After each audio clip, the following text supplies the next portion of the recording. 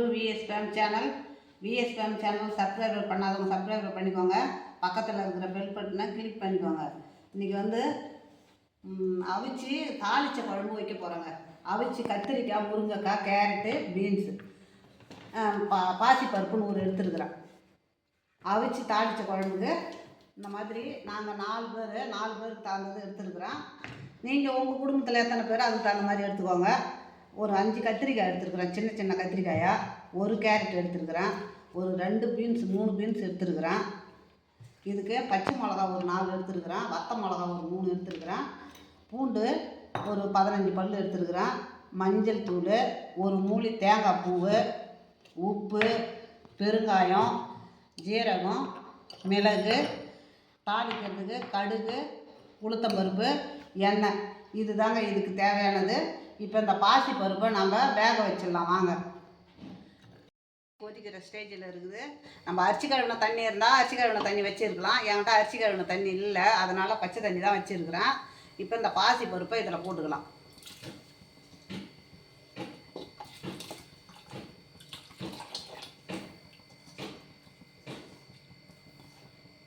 அரிசி கழுவின தண்ணி போட்டு வச்சிருந்தோம்னா நல்லா சூப்பராக இருக்கும், அருமையாக இருக்கும். குழம்பும் திக்காக இருக்கும், உடம்புக்கும் நல்லது. இந்த பூண்டு பல்ல பூரா அதில் போட்டுடுறேங்க. கொஞ்சமாக மஞ்சத்தூள். அப்படியே அது வேகட்டும். அதுக்குள்ளே நம்ம காயெல்லாம் அரிஞ்சிக்கிட்டு வந்து போடலாம். பருப்பு கொதிக்குதுங்க. இப்போ நம்ம காயெல்லாம் போட்டுடலாம். எந்த காய் வேணாலும் உங்களுக்கு எந்த காய் இஷ்டமோ அந்த காயெல்லாம் போடலாம்.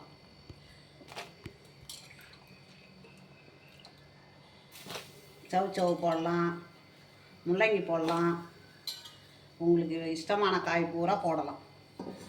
முருங்கைக்காய் எல்லார் வீட்லேயும் காய்க்குதுங்க. இப்போ முருங்கைக்காய் தேடி போய் வாங்க தேவையில்லை.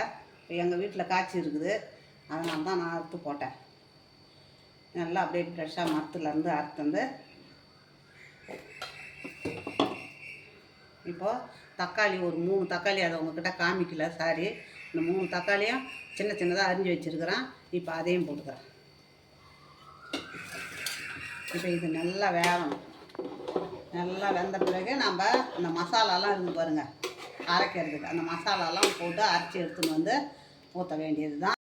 பூ போட்டுக்கலாங்க. இதுக்கு வந்து புளியும் வெங்காயம் தாங்க இல்லை, இந்த அவிச்சு தாளித்த குழம்புக்கு. இப்போ மிளகு எவ்வளோ நோய் இருந்தாலும் அதை எதிர்க்கக்கூடிய சக்தி அதுக்கு உண்டு. ஜீரகம் சும்மா எல்லாமே ஒரு கால் ஸ்பூன் தான். இப்போ காஞ்ச மிளகா, பட்டை மிளகா ஒரு 2, காரத்துக்கு தகுந்த மாதிரி.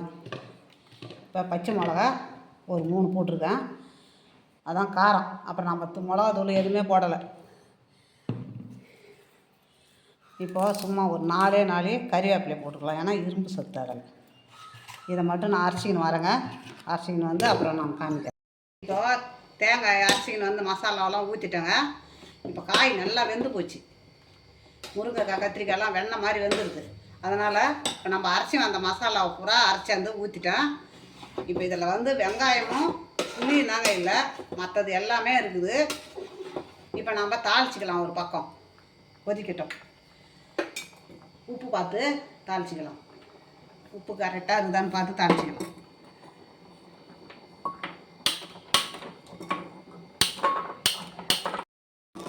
எண்ணெய் ஊற்றிக்கலாங்க. எண்ணெயே வேலை கிடையாது. இப்போ அதில் நம்ம எண்ணெயை ஊற்றிக்கின்னு வதக்கிக்கின்னு தாளிச்சிக்கின்னு அருமையாக பெரியவங்கள்லேருந்து சின்ன குழந்தையிலேருந்து வயது முதிர்ந்தவங்க வரையிலும் இந்த பூச்சம் எல்லாம் சாப்பிட்லாம்.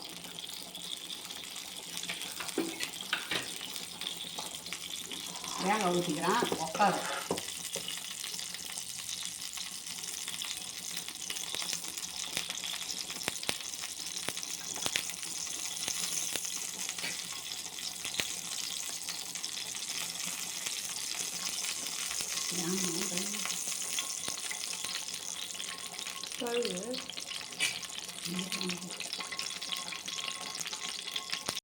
கடுகு போட்டுக்கலாங்க.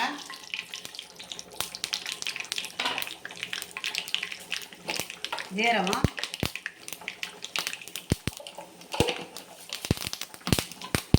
உளுத்தம்பருப்பு,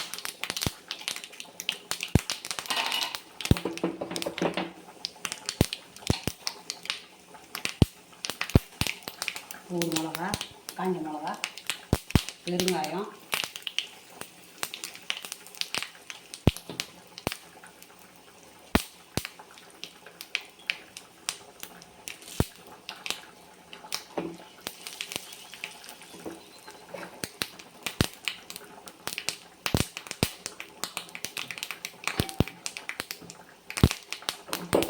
இப்போ நம்ம கறிவேப்பிலை போட்டுக்கலாம்.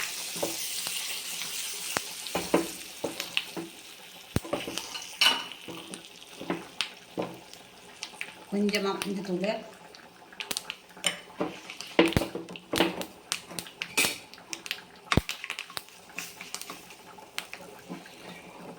நம்ம கொதிக்கலாங்க தாளித்து. அவ்வளோதாங்க, இவ்வளோதாங்க.